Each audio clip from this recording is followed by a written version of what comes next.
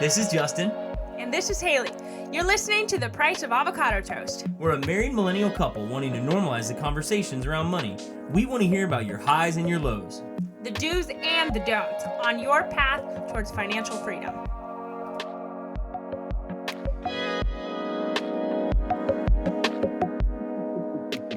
Hi Toasties, welcome to The Price of Avocado Toast. Whether you're a first-time listener or you've been following us from the start of this thing, we're so glad to have this conversation with you today.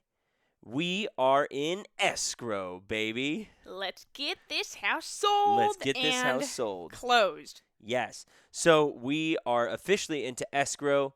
The home selling process is going along. I won't say swimmingly, but it's going along. So we're excited to have this episode drop today to tell y'all exactly how the home showing and home offer process went. Now, we're still in escrow, so it's all still up in the air, and the escrow process is a lot, and we can go over that, but we're on the right train tracks, and that's a good start. So we wanted to share it with y'all because you matter to us, and you're so important.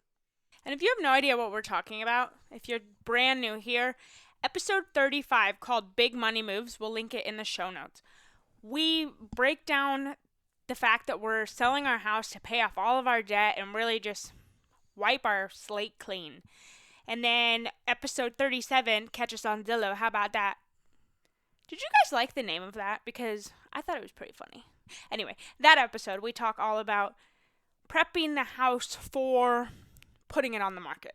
So you might want to go back and listen to those two episodes before you listen to this one. But regardless, we're now not on the market. We are like in escrow, in contract. And I'm like surprised it went so fast, but I'm also not at all. I don't know.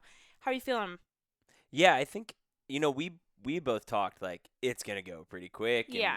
we knew that the process would go fast, but that the home showing process and like offers would be really fast. So I'm not surprised. It wiped us out though.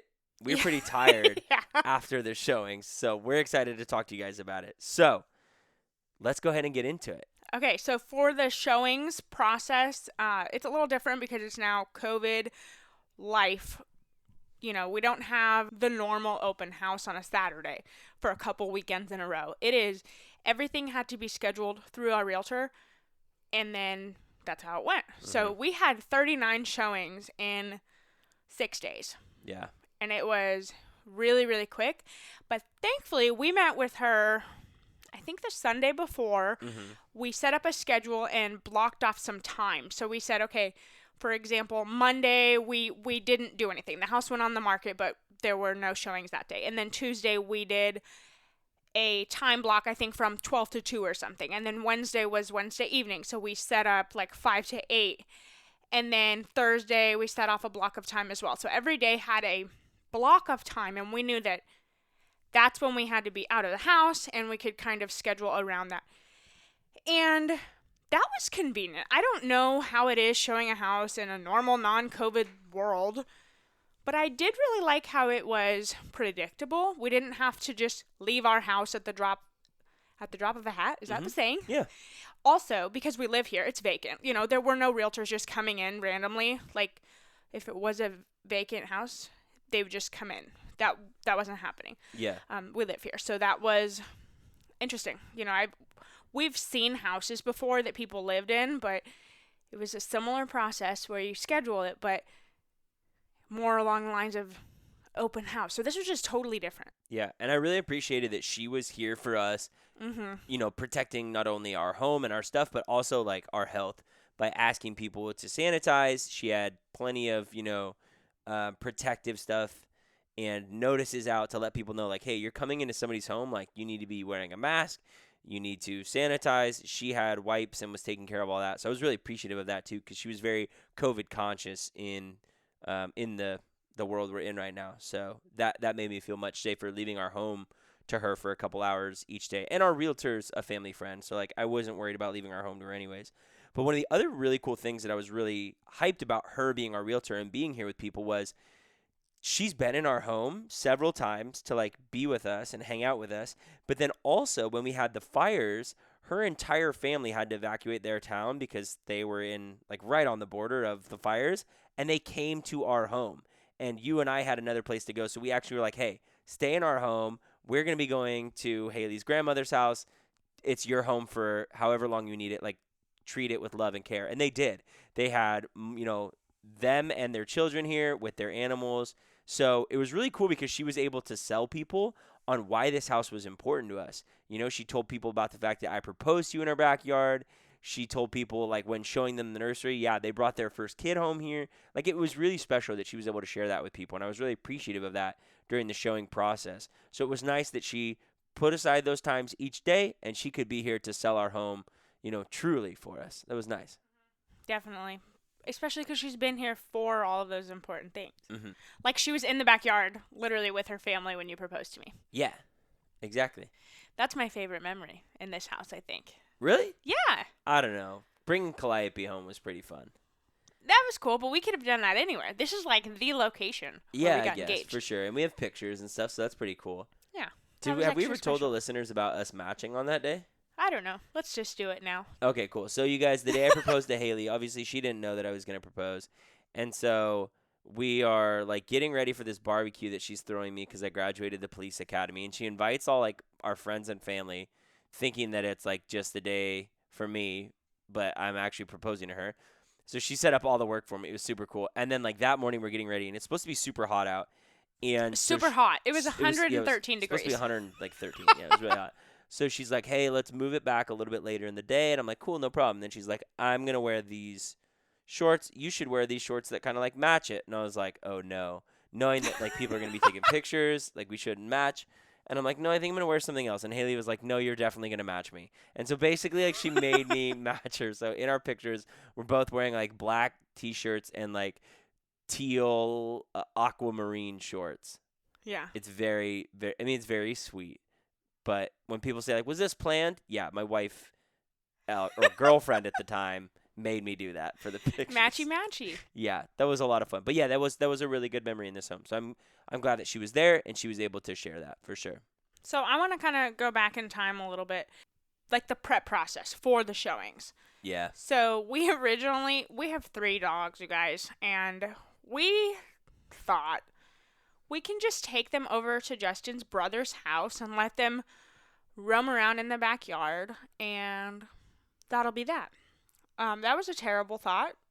Yeah, that lasted literally like an hour before my brother was like, oh, Not okay, even. Your dogs are kicking bark everywhere and barking at all of the neighborhood dogs that border their home because they're like stacked on top of people sideways and backwards.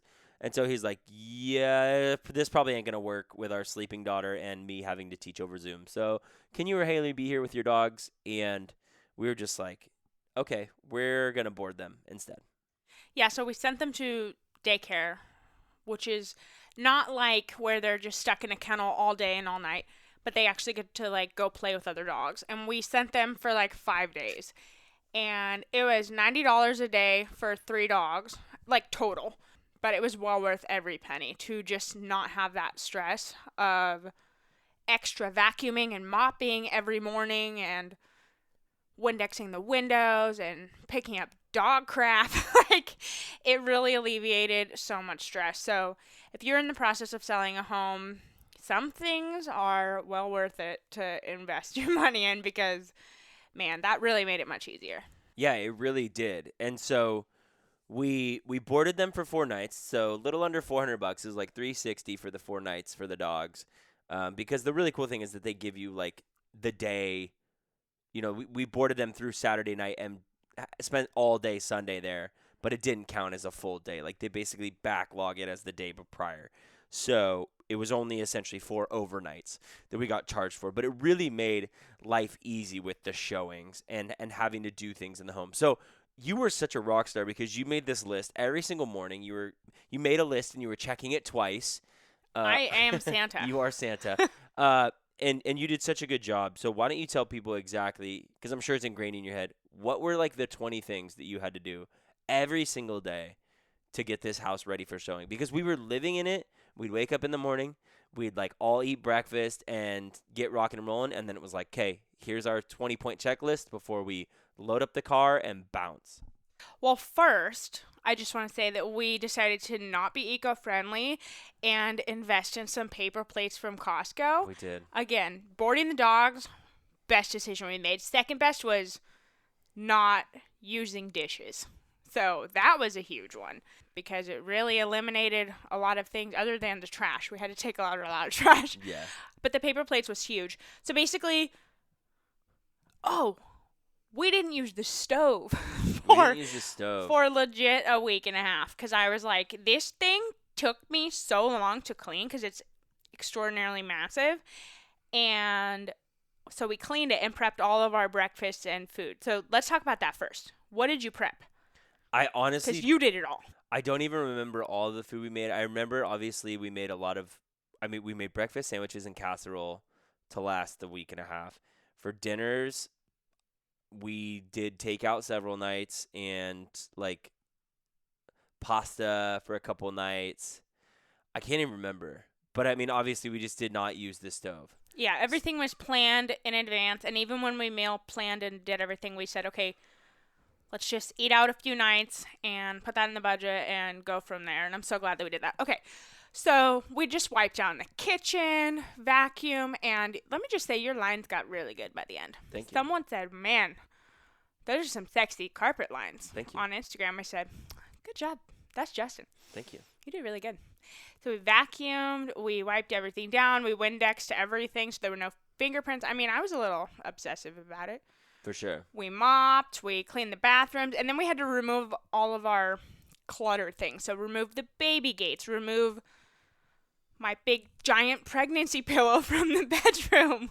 Our squatty potty, if you don't know what a squatty potty is, you guys gotta check that out. But they're bulky, so we had to remove all these things. What else do we remove? We had to remove side tables. We had to yeah. remove the bin of blankets in the living room.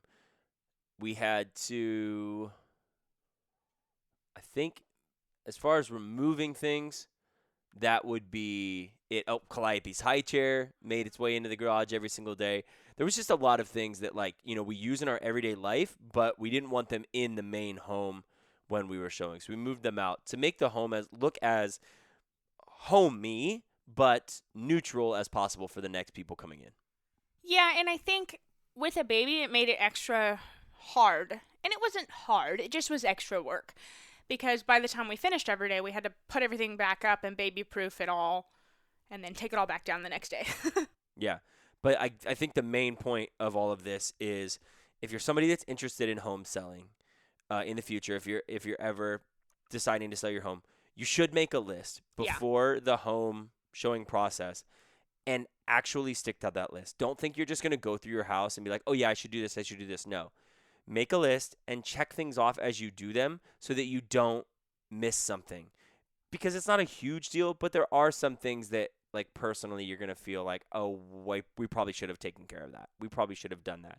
So it's just a recommendation for those folks who are, potentially going to be selling in the future. Make a list, and it's going to be way easier every single morning or afternoon before you're prepping it to show. And if you have dogs, send them to boarding if you're doing multiple days of showing because holy moly. And it rained during our showing. So we would have literally had dog prints all over the whole house if we had not sent them away. Yeah. So it was interesting because we had these 39 showings over the course of about 6 days. I was actually here for a couple of them because our realtor was like, hey, we actually only have one at this really random time or two later in the evening. Are you guys cool with just being there and opening the home for them and showing them? And so we did, and it was cool. None of the groups had questions, which I was kind of happy about because I didn't really want to answer personal questions. I wanted to just, like, deflect them onto our realtor, especially because I can kind of be a talker, and I didn't really want to, like, screw us over with anything talking-wise. But nonetheless, we had 39 viewings over the course of the 6 days, but it's interesting how the offers that we got came in. So overall, we ended up having 11 offers on the 10 home? offers. 10 offers on the home. But it's really interesting the way that the whole offer process worked. Yeah, it was really interesting. We set a date to review the offers. So we were going to review them 8 days after the house went on the market. And the way that worked is anyone who came to view the house had about a week to prep offers, send them in, and then we weren't even going to look at them until that day. So when we did look at them, we had 10 offers, and our realtor told us that actually on the second day we were on the market, we got our highest offer on the second day. Yeah. So that was exciting for her. She was like, okay, these are coming in, and it was our highest offer. It was $65,000 over asking price. Yeah, it's a lot of money. This market is money. really hot, really hot. So we ended up reviewing the 10 offers. Before we even thought about it, I was like, we'll get like 6 offers maybe. 2 of them are going to be right around our asking. 2 of them are going to be a little bit over. 2 of them are going to be substantially over by about $20,000. And you were so wrong. All 10 were over asking. Uh-huh. Do you want to give a breakdown on what they were? Yeah. So all 10 were over asking price. Our asking price, just for reference, if you didn't listen to the Cactus on Zillow, How About That episode, which was episode 37 from 2 weeks ago. We were on the market for $550,000. We're in a really expensive area, so if you are in Kentucky, I know that sounds like a lot of money, but it's very low for our area for a tiny little 1,200 square foot house. But anyway, we were on the market for $550,000, and our offers came in. We had 2 offers for $565,000, 2 offers for $575,000. We had 1 offer for $578,500, 1 for $580,000, 1 for $588,000, 1 for $600,000, 1 for $601,000, and 1 for $615,000. Mm-hmm. And so they went from $15,000 to $65,000 over asking price, and I was like shooketh. Is that the word? Yeah. When I saw anything close to $600,000, we thought $570,000 would be like Really cool. really cool. Mm-hmm. So that was extra cool to see big numbers. Yeah. But you might be listening and thinking, oh my gosh, they just got $65,000 over asking for their home. No. The offer process is not as simple as people sending you the money or the contract for what they would purchase your home for. What we chose to do was submit counter proposals to the top 3 offers, 600, 601, and 615. And in our counter offers, we said, okay, basically all you guys have great offers. What we'd like to do is counter offer with some of our thoughts and ideas that could sway our minds to which one we'd go with. Our counter offers basically said that we would prefer somebody remove the inspection contingency. Now, when you sell a home and you go into escrow, there's different contingencies that take the process along. There's the inspection contingency, which is basically an amount of time that the buyer has an opportunity to bring in a pest inspector and a home inspector to see if the home is livable and safe and all of that. And if it's not, it's a period of time when they can get out of the contract safely. So it protects buyers. Well, we did a pest inspection and a home inspection and have those documented with our agent that's selling prior to posting it on the market. So what we basically said was, hey, we want to get out of this house faster. We have some big plans. Remove the inspection contingencies as part of the escrow. That basically speeds up the process by several days. So we said, if you're interested in this home, we want you to remove that inspection contingency. We also asked people to come back with what is kind of normal, which is called their highest and best offer. Sometimes people don't put exactly their highest, and then they have an opportunity to do that. So we asked them to also come back with their highest and best. And we also asked them to change some language in the contract to reflect that the fridge that's in the garage is going to be going with us and the fridge that's in the home is going to be staying. Just because it's a small thing, but it's important when you actually look into the nuts and bolts and the nitty-gritty of the contracts. And I do want to mention, removing the inspection contingency wasn't for us to be shady. We already did it. And they had full access to those documents. We used reputable companies, and they could essentially save them $700 to $800. Yes. And time. So if they trusted the documents and the people that we use, which the local realtors were like, yes, those are great companies. This is totally safe. But I wouldn't necessarily do that if I were buying a house, unless our realtor was local and that they had worked with those people. So that's kind of how I feel about that. But it wasn't to be like secretive at all. Yeah. One of the final things that we put in our counter offers, which was maybe the biggest, was specific to these three numbers. Now, our home, we listed it at 550, and when you get your home sold, another contingency is an appraisal. The bank that is loaning the buyers the money has to send out an appraiser to make sure that the bank's money is worth it. They're not going to let you take a bunch of money and dump it into some frumpy house. There's an issue, though, if a home doesn't appraise for as much as somebody is offering for it.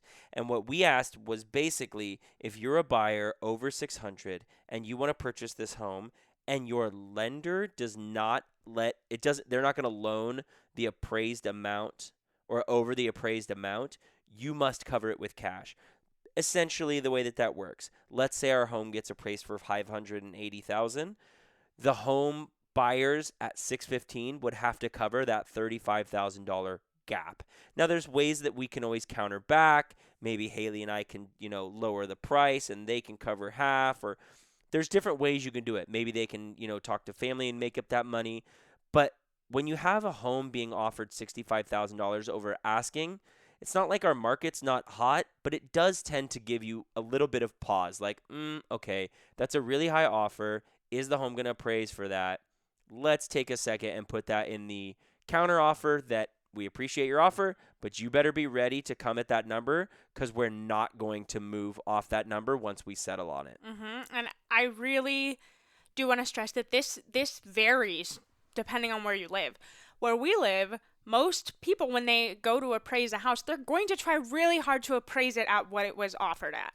However, I personally believe we'd get appraised at 600, no problem. Mm-hmm. But 615 is where I started to get questionable. I was like, that's high. I wouldn't pay 615 for this house. Yeah. I mean, that's just way higher than some of the comps that we're seeing in the area. So that's where we decided to put that in the counter contract. Mm-hmm. And it's going to depend on where you are. Sometimes the appraisal gap is way more common, and they're just going to go appraise it for the logistics and not the location, and that's it. Yeah. But it's usually not a problem here unless they're ridiculously over asking price. Yeah. Okay, so now you're probably thinking, well, you guys countered and asked for your highest and best, so you must have gotten over $65,000 asking on this home. Well, we've got some stories for you. So let's break down the offers, and we'll talk about the human beings without using names and gender identifiers or anything behind that. But we'll just talk about them in their realm of their numbers. So let's talk about the 615. Yes, the 615. That was the one that I was sold on. The reason we're selling our house is because we're trying to get out of debt. We're going to use this money. So I went into this like money. I want the highest person, the highest offer, and that's it. And so when I saw that number, I didn't really care about anything else except for making sure that they signed the contract and took our house. Yeah. However, that person ended up backing out. And their reason for backing out, I don't think we even got reasons. I think I know the reason why they backed out. It's because they were the person who offered the second day after they saw it. And I think that they backed out once we counter-offered with that appraisal gap, because I think they offered a high number, probably knowing that our home would not appraise that high and that we would have to work with them to bring that number back down. You think so? Yeah, so they offered quick to try and catch our mind and get us to jump on it. And then once we got into escrow with them and it didn't appraise as high, they wanted us to come down and meet them, knowing that we were probably, gonna do so. So I think that's why they did that, because then we came back with this idea of, hey, nope, we're not going to come down. You're going to cover appraisal gap. And I think they realized, okay, wait a minute. These human beings are smart. Their real estate agent is smart, and they're not going to be playing the game with us. Let's back out now before we get caught. And that's a really good point. Coming back with your best and highest offer is so common. We have now put offers on 4 different houses in our span of a relationship, and every single time they said come back with your best and highest. Yep. Every single time. And with the 615 offer, we weren't necessarily looking for more money because that was the highest one we had. I was sold on them if they did what we wanted, but they didn't even sign the counter offer. They backed out before then. So then I'm like, oh god. Panic mode. Here goes everybody just dropping like flies. So did they drop first? They did. They did. And did. then the second thing that happened was the 600 offer. They actually came to see the house the day before. They came to see, they were our last showing. They came to see it on Monday evening. And in my honest opinion, that's not enough time to simmer and think on a house. Mm-hmm. To see a house Monday evening at 5 o'clock and submit an offer at 12 o'clock the next day is pretty rushed. It's tight. Now, they may have walked in this house and thought this is their dream house, which I could see happening. But they didn't really think about it for very long. So they kind of got scared by our counter as well. One thing with that offer that we asked specifically out of that offer was that they wanted a $7,000 credit towards closing costs. Mm-hmm. And Justin, you said that seems kind of dishonest. Like to put in an offer that's $600 and then really it's like $593. Yeah. So that was a little weird. It just felt pretty weird. Maybe I don't understand the real estate game enough to understand how familiar of a thing that is, but you're offering $600,000, but then asking the sellers to take a $7,000 credit cut so that you can take care of closing costs with that money. It's like, well, $600,000 minus 7 is $593. So that's really what the offer is. Yeah. So that was a little strange. weird. Very strange. We said that we wouldn't do the credit, and they ended up backing out because that was important to them. And maybe that was important to them because maybe the $593 was what they got approved for. Not totally sure, but they ended up backing out, and then I started to freak out. Yeah. So then we were left with one offer in the counter process, which was the 601 offer. And this offer really was the offer that Justin was hooked on because they submitted a really sweet introduction letter about themselves and their family and why they wanted this house and they wanted to stay in Santa Rosa and Sonoma County. And it was just really sweet. And that was hard because you really wanted them to buy this house. But they were really worried, and they thought about it, I guess, all night, and then something really cool happened for them. So in the event that they somehow ever listen to this podcast, about midday, the day that we asked for counteroffers to come back, they got a phone call from a family friend who had been talking with someone else who had told them about them looking for a home, and she was in the process of deciding whether or not to sell her home. And she called them up and said, I'm going to sell it to you, and I'm not even going to put it on the market. We're going to do an off-market transaction. And so they were able to get into a home. I guess now they're in the escrow process of that home. But their real estate agent was a rock star. He got a hold of our real estate agent and said, they tried really hard to make this work, but this situation came up that is too good for them to pass on, and it's the right move for them. And we're happy for them. That's rocking. It was like a serendipity situation. Very much so. I mean, within the hour of, they were about to send back a signed counter, like ready to buy this house. Yeah. It's in a really nice neighborhood here in town. It's near places that they want to be. So we're excited for them and happy for them. So, nonetheless, though. So, wait. So I'm like freaking out. Yeah, so we just lost our third offer over $600,000. So the day before, we sent rejection offers, I guess that's what they're called. We sent 7 to our 7 lowest rejections, like, thanks for the offer, but this is not accepted.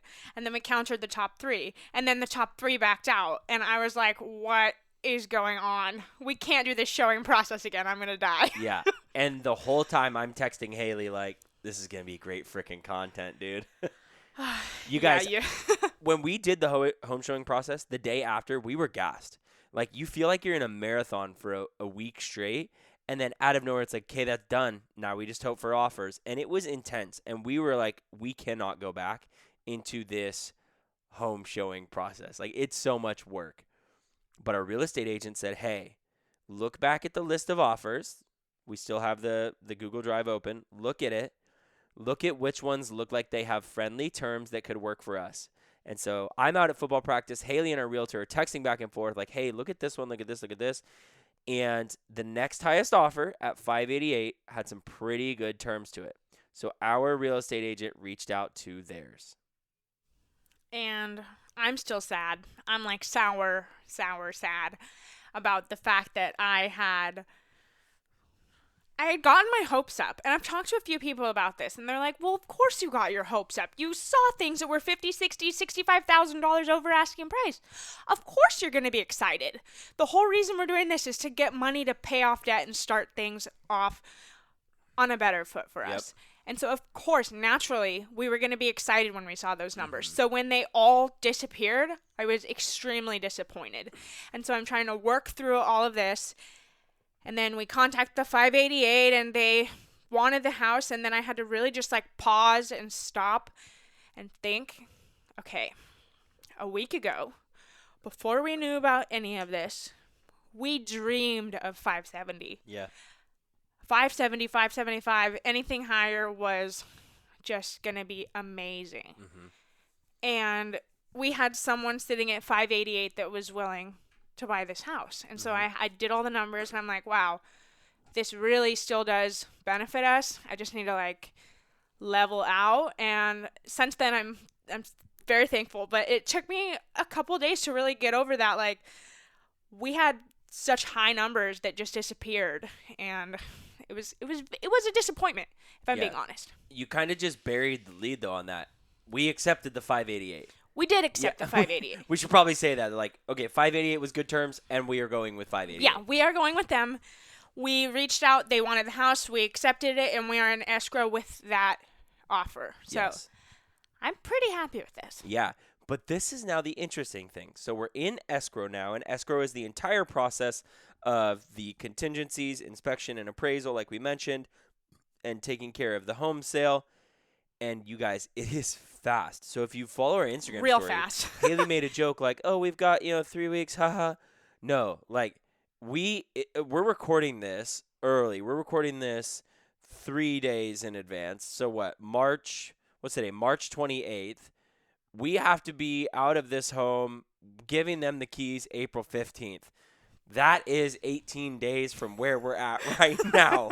That is bananas. Bananas fast. And so we're like, okay, man, we tried to look at the offers and figure everything out, and then we agreed on a 20-day close without really looking at the calendar. Yeah. Because we're like, oh, well, it's okay if someone's offering over asking price. And again, I'm thinking of the big numbers at this point. If anyone's offering 600 or higher, I'll move in 3 days if that's what they want. But then now we're in escrow on a 20-day close, and I'm like, oh my God, that's really fast. So fast. So fast. So we are closing on a Thursday if all goes well. Things still might change, but if all goes well with this person and we end up closing with this offer, we're going to be closing on a Thursday. So that's kind of inconvenient. We can't move in the middle of the week because you have work and you go back. That's literally the first week I'm back to you go back to teaching the 12th. So we had to figure out, do we move the weekend before or the weekend after? And if we move the weekend after, which sounded great, we could move the weekend after and have extra time in the house, clean everything.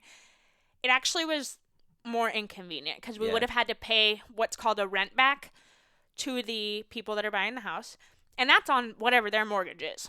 So that could be a couple hundred, that could be 600, depending on what their company did. And they wanted, when we asked about this, they wanted it to be the mortgage plus the property tax and the insurance for those 3 or 4 days.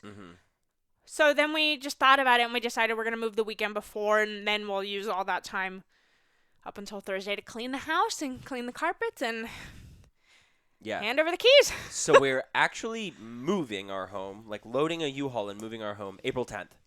Yeah, so real quick. We've got less than 2 weeks at this point because we're recording on a Sunday night. So, yeah. Are you ready? I'm ready. I was working in the garage this weekend and getting things all ready to rock. I'm not worried about loading up the house. We're going to have some of my football players help load the U-Haul, and then when we get up there, I might reach out to the football program that I'm going to be coaching at up there and say, hey, give me some of your good seniors who want to make some money helping me unload a U-Haul. So I'm ready for it. I'm excited. But, man, it's a fast process. Really fast. Yeah, and it's high stress. High stress, we Justin and I don't say this to make us like perfect. It's just the way that our relationship is. So I hope no one. Hold on, I'm going to cut you off. I think that the listeners, the moment you say what you're about to say, are going to be like, yeah, I could tell that in the way that you guys are on the microphone. Well, maybe. Maybe not. Anyway. I just think it rings true. So we don't really argue very often. We disagree sometimes, and it's really usually pretty mild. But we got like, he comes home talking about the dogs the first day we're having our showings, and I'm just like crying, mopping for a good like hour, and he's like, "Are you done? Can you just like, we got to get this going?" And I couldn't stop. You know, I'm like 30 weeks pregnant, just sobbing. Mopping, but I just needed to like, it was so exhausting. It had nothing to do with you. It had nothing to do with what you said. I was just drained. I was so tired. What's funny is the way that you phrase that makes it sound like I'm telling you, can you stop crying? Which tells me that you really were out of it. Because what I was actually asking was, can you stop walking away so I can talk to you because you're deaf and you're not going to hear me? And so, like, that's how I knew you really were out of it. You're like, can you stop bawling? Like, I don't care. You can bawl all you want. This stuff is stressful.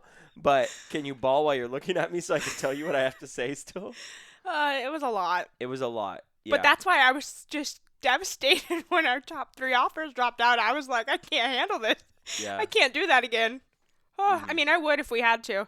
And what I learned from having them drop like flies is that nothing is done until we close. Nothing. So we're making this episode, and there's a chance, I hope this doesn't happen, but there's a chance that the 588 offer, the one we accepted, the one we're in escrow with, there's a chance that they drop out during one of our contingency periods. I really hope that doesn't happen, but it could happen. I mean, the good thing is they did have a pre-approval letter for their loan. Mm-hmm. We did give them great inspections. So the only thing we're waiting on is an appraisal, and we're pretty sure this home is going to appraise at the price that they're purchasing it at. So it is a relatively safe escrow and a safe close. Who knows with, the way that the last year has been, what can happen, but it is a relatively safe close. So it's probably looking like that's where we're going to land at. Yeah. Yeah. So we were just so excited to share all this with you guys because it's just been a whirlwind of 2 weeks for us. And we were like, man, this is just insane. We got to share this with them. And if you listen back, like way, way, way back, early episode, we had Gabby Demick on, and she was a realtor from Boston, East Coast. And she was saying on her Instagram recently, the highest offer is not always the best offer. Mm-hmm. And I kept thinking about that while we were going through this process. When it went from $615 down to $600, I was like, oh, that was $15,000 we just lost out on. And then when it went from $600 down to $588, just kept dropping and dropping. But I would much rather be with $588 and close than be with any other offer that was higher, even a couple $1,000s higher, and have something fall through. Agreed.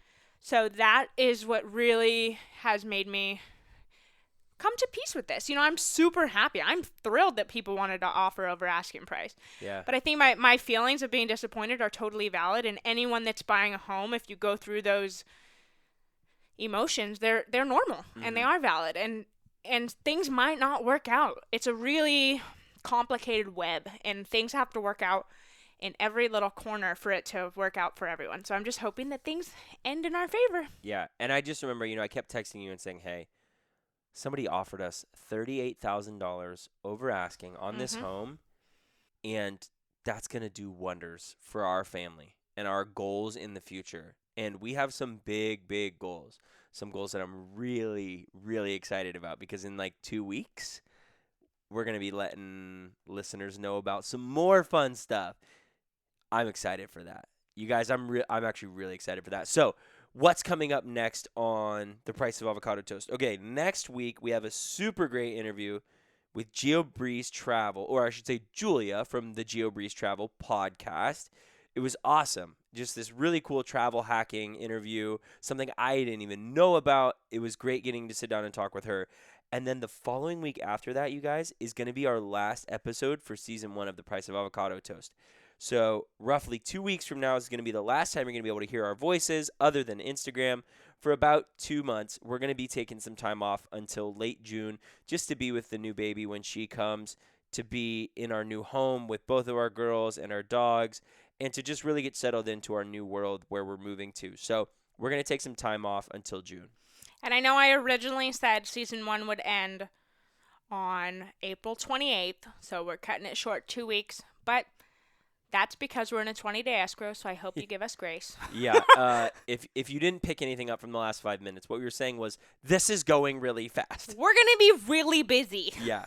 We're about to batch some podcasts so I can have them scheduled weeks in advance because I can't handle doing this all with no Wi-Fi. It's not going to work well for me. Exactly. So we're going to go ahead and end our season a little bit early, but I'm really excited because that final episode is going to hopefully be able to tell you the final conclusion and the ending story for where we're at with our home sale process. And then we have some other really exciting news to share with everybody. But we're going to make you wait on it for a couple weeks. So too bad, so sad. You won't get it out of me. You can try to bug me on Instagram. You can. Anyways, that's going to do it for this episode of The Price of Avocado Toast. As always, we are so thankful to have had this conversation with you. And we're so thankful to be part of this community with y'all. Happy budgeting. You've got this, Toasties. Thank you for listening to The Price of Avocado Toast. If you vibed with this episode, share it with a friend. If you're interested in speaking more with the financial coach, hit up our coach Ryan at MeFinanciallyFree on Instagram.